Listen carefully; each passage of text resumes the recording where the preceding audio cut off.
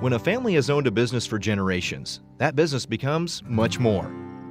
To a farming family, the farm itself transcends the business aspects. It becomes something the family represents and something that represents the family. Developing a strategy for the transition of a family business you've worked decades to build takes careful planning and teamwork. Ron and Joe have been farming since the late 1970s, when they started renting farmland from Ron's father. They've since taken over his father's land and expanded their farming operation. And now, after 30 years of farming, they're thinking about the future of their land and how to pass it on to their children. But when is the right time to start that conversation about transitioning a farming business? And how does one begin to have that conversation in a larger family? These are the questions that Ron and Joe have wrestled with in recent years. But they found the process easier thanks to openness with their family and with the team of professionals they've chosen to help them make the transition. Recently, their son John has taken an interest in someday taking over the farming operation. So the family is in the process of planning how they legally give him the farmland while keeping the other 4 children involved in the process. Most of my life I've just been busy being busy, and I've never really sat down and thought a lot about, where we're headed. Well, now I have a new daughter-in-law, and John is absolutely serious about what he's going to do, so we needed to get things maybe a little more in black and white and decide how it was going to be, because I just had another birthday and I'm not getting any younger. The family is in the beginning stages of the eventual transition of the business over to John. In order to cover all their bases, they've gathered a team of insurance and legal professionals, including their Farm Bureau financial services agent and life and investment specialist.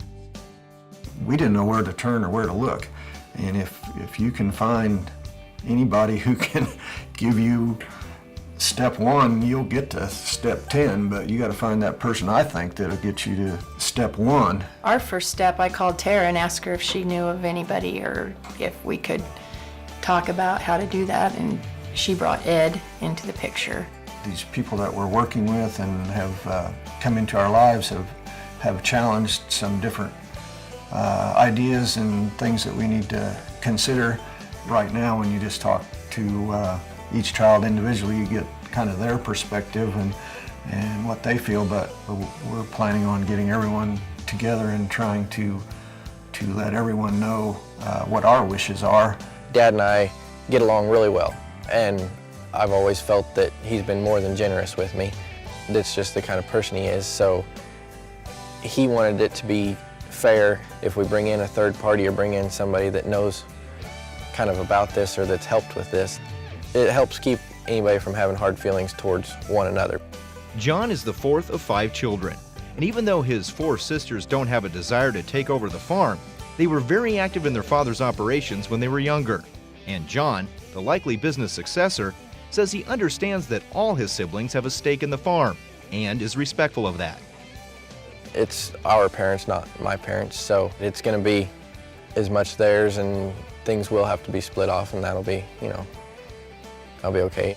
They're starting their lives too. They're all just married, and I see our oldest daughter has an 11-year-old son that loves the farm. It's going to be a changing thing, but if we can open the doors of communication now, as those kids grow and decide what they want to do, there could be an opportunity for them to be involved. Keeping what we've built up and spent our life doing is very, very important to me. The older I get, the more you watch. There's a lot of people that, when they get older, just sell their land and then it's somebody else's. We've spent quite a while accumulating what we have. I would be all for someone else stepping in and being ready to do it and do it kind of the way that we've done or the way we would like to have it done. As the family has been working through the transition process, they've discovered many things they had never considered. They found that working with their Farm Bureau financial services professionals and the team they've assembled is giving them a valued perspective. While Ron and Joe admit the process is a constantly changing one, they say the more involved they are in that process, the more they can keep their family members informed. When we started on this, it was like most of things in my life. You go cut the hay once and it's done, and you cut the wheat and you don't have to worry about it till next year. This process it's just ongoing, and I don't know that there's probably going to be an end to it. When we first started the process and they said something about meeting in Minneapolis, and it was a day when one of the few days we could have cut or done something in the field. And I said, well, we don't have to go. And Ron said, no, we do have to go because this is important. We've started it. We've got to continue.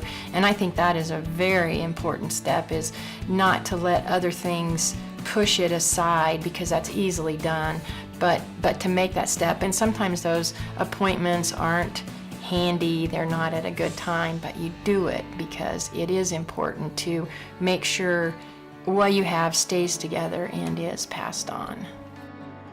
Ron and Joe are on the right track to transitioning their farming business and keeping the farm in their family.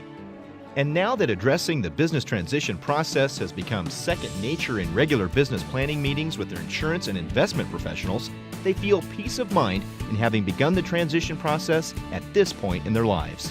When dealing with such a complex and sensitive subject as a family farm, it seems that it's never too early to start the conversation.